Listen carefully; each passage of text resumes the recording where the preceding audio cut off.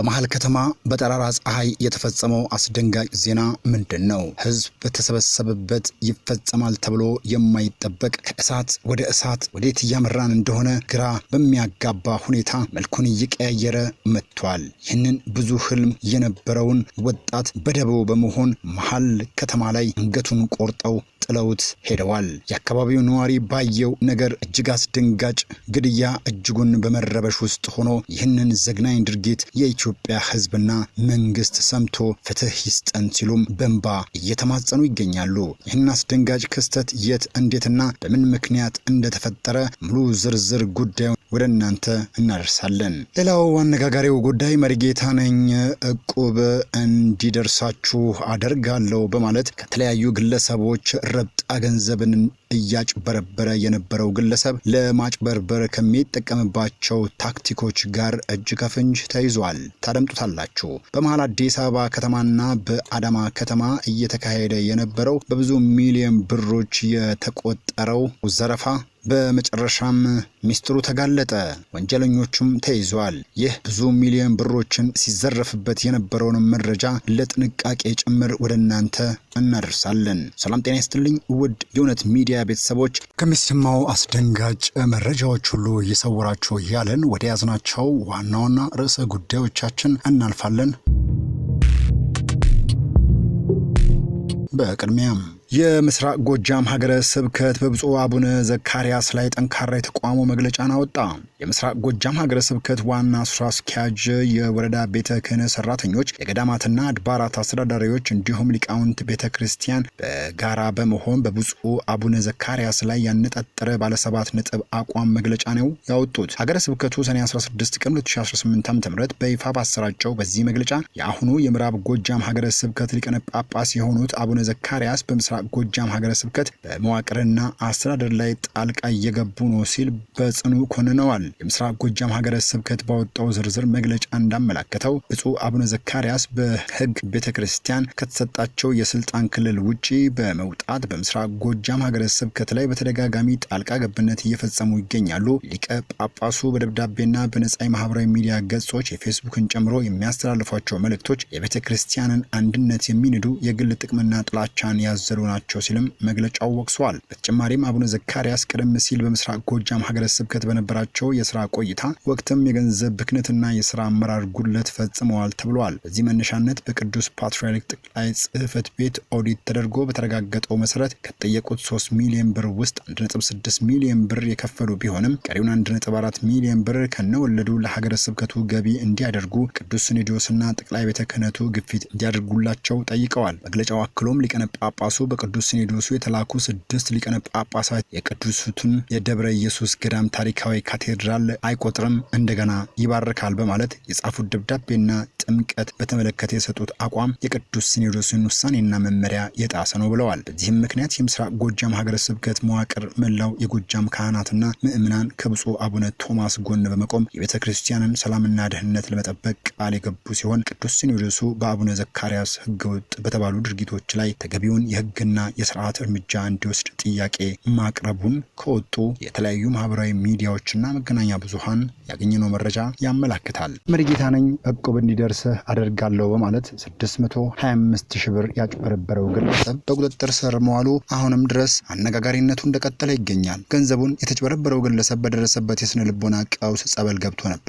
አብርሃም ሰርኬ የሚባለው ግለሰብ በሐሰት መሪጌታ ነኝ በማለት አቶ ደነቀው ሙሉቀን ከተባለና በዳንሻ ከተማ በሆቴል ስራ ላይ ከተሰማራ ግለሰብ 625 ሺህ ብር አታሎ መውሰዱን የሉማሜ ከተማ አስተዳደር ፖሊስ ጽሕፈት ቤት አዛዥ ኢንስፔክተር በድሉ መልሰው ተናግረዋል። ወንጀሉን የፈጸመው ግለሰብ እቁብ እንዲደርስህ አደርጋለሁ በማለት ታህሳስ 2018 ዓ.ም ብሩን አታሎ ወስዷል። ይህንን ብር ከወሰደ በኋላ በተጨማሪ 300 ሺህ ብር ካልጨመርክ ቤተሰብህን በሙሉ በመተት አጠፋብሃለሁ በማለት በተበዳይ ላይ አደገኛ የማጭበርበር ወንጀል ሲፈጽም መቆየቱ ተመላክቷል። የዳንሻ ከተማ አስተዳደር ፖሊስ ጽሕፈት ቤት የፍርድ ቤት መያዣ ትዕዛዝ በማውጣት ተጠርጣሪው በተገኘበት በቁጥጥር ስር እንዲውል በጻፈው የትብብር ደብዳቤ ከምስራቅ ጎጃም ዞን ፖሊስ መምሪያ የመረጃ ክትትል ቡድን ጋር በመተባበር ግለሰቡ ሰኔ 15 2018 ዓ.ም በሎማሜ ከተማ አስተዳደር በቁጥጥር ስር እንዲውል መደረጉም ተሰምተዋል። አቶ ደነቀው ሙልቀን በደረሰበት የማታለል ወንጀል ምክንያት ከከፍተኛ አእምሯዊ፣ ስነ ልቦናዊና ኢኮኖሚያዊ ችግር ተጋልጦ በጸበል ቦታ እንደቆየም ተሰምተዋል። ለጥንቃቄ ይረዳችሁ ዘንድ መረጃውን በዚህ መልኩ አካፈልናችሁ። ሌላኛው የ18 ሚሊዮን ብር የፒካፕ ተሽከርካሪን አካል በትነው ለመሸጥ የሞከሩ 7 ተጠርጣሪዎች በቁጥጥር ስር መዋላቸውን ፖሊስ ደርሼበታለሁ ብለዋል። በጉዳዩ ላይም ተጨማሪ ምርመራዎችን እያደረገ እንደሆነ አስታውቋል። በአዲስ አበባና በአዳማ ከተማ ፖሊስ በሀገር መከላከያ ሰራዊት እንዲሁም በብሔራዊ መረጃና ደህንነት አገልግሎት በጋራ በተደረገ የተቀናጀና ስኬታማ ክትትል በአሽከርካሪነት የተቀጠሩበትን የኮንስትራክሽን ድርጅት ንብረት የሰረቀ ግለሰብ ከ6 ግብረ አበሮቹ ጋር እጅ ከፍንጅ መያዙን የቦሌ ክፍለ ከተማ ፖሊስ ዋና መምሪያ አስታውቋል። አበራ መርሳ የተባለው ግለሰብ በቦሌ ክፍለ ከተማ ወረዳ 3 ልዩ ቦታው አደይ አበባ ስታዲየም አካባቢ በሚገኝ አንድ የግል የኮንስትራክሽን ድርጅት ውስጥ በአሽከርካሪነት ተቀጥሮ ይሰራ የነበረ ሲሆን ሰኔ 5 ቀን 2018 ዓ.ም የድርጅቱን ንብረት በመሰወር ወንጀሉን ፈጽመዋል። ግምቱ 18 ሚሊዮን ብር የሚያወጣ የሰሌዳ ቁጥሩ ኮድ 3 አዲስ አበባ 48405 ሃይሉክስ የሆነን ዘመናዊ የፒካፕ ተሽከርካሪ ነው። ዋናው ተጠርጣሪ ከተባባሪዎቹ ወንደሰን አባተ፣ ሶይብ ሙኒር፣ ክንዱ ደጉና ስንታየው ተመስገን፣ ብሩህ ግርማና ባህሉ ሲሳይ ጋር በመሆን ተሽከርካሪውን ከአዲስ አበባ በመውሰድ በአዳማ ከተማ በሚገኝ አንድ መጋዘን ውስጥ ደብቀውታል። እዚያም የተሽከርካሪውን አካል ሙሉ በሙሉ በመበታተን ለአንድ ግለሰብ በ600 ሺህ ብር ለመሸጥ ተስማምተው 110 ሺህ ብር ቅድመ ክፍያ ቀብድ ተቀብለው እንደነበረ በምርመራ ታውቋል። የአደይ አበባ ስታዲየም አካባቢ ፖሊስ መምሪያ የወንጀል ድርጊቱን በቅርብ ክትትል ሲያጣራ ቆይቶ ሰኔ 15 ቀን 2018 ዓ.ም ከፌዴራልና ከአካባቢው የጸጥታ አካላት ጋር ባደረገው የጋራ ኦፕሬሽን 7ቱንም ተጠርጣሪዎች ከተበታተነው የተሽከርካሪ አካል ኤግዚቢት ጋር በቁጥጥር ስር ማዋል ችሏል። የአዲስ አበባ ፖሊስ ዋና ጠቅላይ መምሪያ የወንጀሉን መፈጸም ተከትሎ ለድርጅቶችና ለአሰሪዎች የሚከተለውን ማሳሰቢያ አስተላልፈዋል። ማንኛውም የመንግስትም ሆነ የግል ድርጅት ሰራተኞችን፣ አሽከርካሪዎችን በሚቀጥርበት ወቅት ሊያጋጥሙ የሚችሉ የደህንነት ስጋቶችን ለመቀነስ የሰራተኞቻቸውን ማንነትና ታማኝነት የሚያረጋግጡ አስፈላጊ ህጋዊ ሰነዶችን በአግባቡ አሟልተው መያዝ ይኖርባቸዋል ሲል ፖሊስ መልእክቱን አስተላልፏል። እኛም እንዲህ አጋራናችሁ። አሳዛኝ ዜና ከወደ ጋምቤላ ተሰማ።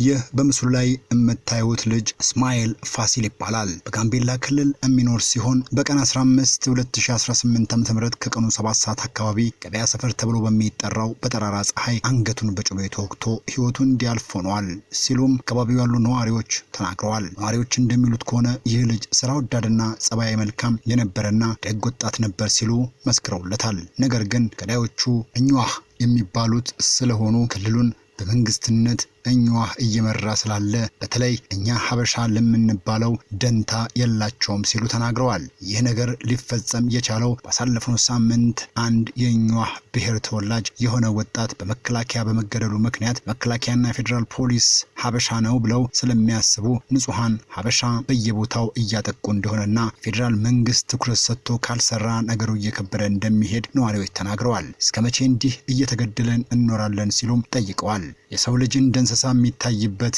ቦታ ግን ጋምቤላ ሆኗል። መንግስት የሌለው ክልል ጋምቤላ ካልሆነ ሁሉም ሀበሻ አንድ ልንሆንና ልንደራጅ ይገባል ሲሉም ተናግረዋል። 1997 መሆኑ አይቀሬ ነው ሲሉ ነዋሪዎች በምሬት ተናግረዋል። ሰው እንዴት መሀል ከተማ ላይ በጠራራ ፀሐይ ያውን በጩቤ ህይወቱ ያልፋል ሲሉም ሞግተዋል። ሁሉም ለራሱ ሲል ወጥ ለራስ ስትል ጣፍጥ እንደሚባለው አባባል ሁሉም ለራሱ ሊያስብበት ይገባል። በድርጊቱ አዝነናል ሲሉ ነዋሪዎች ምሬታቸውን መግለጻቸውን ያገኘነው መረጃ ያመለክታል። አስቂኝም አነጋጋሪም ወደ ሆነው የመጨረሻ መረጃችን እንለፍ። በኬንያ ብልታችን በጠንቋዮች ተሰረቀ በሚል የሐሰት ክስ 2 ሴቶችን በጭካኔ የደበደቡ 10 ሰዎች ለፍርድ መቅረባቸው ሰሞኑ በሀገሪቱ ማህበራዊ ሚዲያ መነጋገሪያ አጀንዳ ነበር። አንደኛው ተከሳሽ ቢትሪስ አኪኒ ከተባለች ሴት ጋር ከተነጋገረ በኋላ ብልቱ እንደጠፋ በመግለጽ የጠንቋይነት ክስ መስርቶባታል።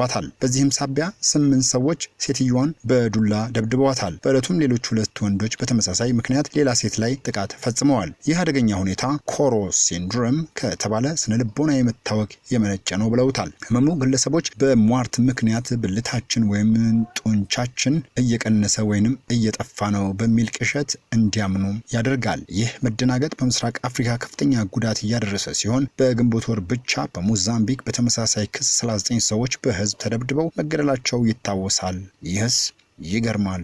የተለያዩ ዓለም አቀፍ የመገናኛ ብዙሃን ፈገግ ያሰኛል ሲል መረጃውን አጋርተውታል። እኛም ወደ እናንተ አጋራን። የተከበራችሁና የተወደዳችሁ አድማጮቻችን ለዛሬ ያልናቸው ትኩስና አሁናዊ መረጃዎቻችን እነዚህ ይመስላሉ። በሌሎች ትኩስና አዲስ ጉዳዮች ተመልሰን እንገናኛለን።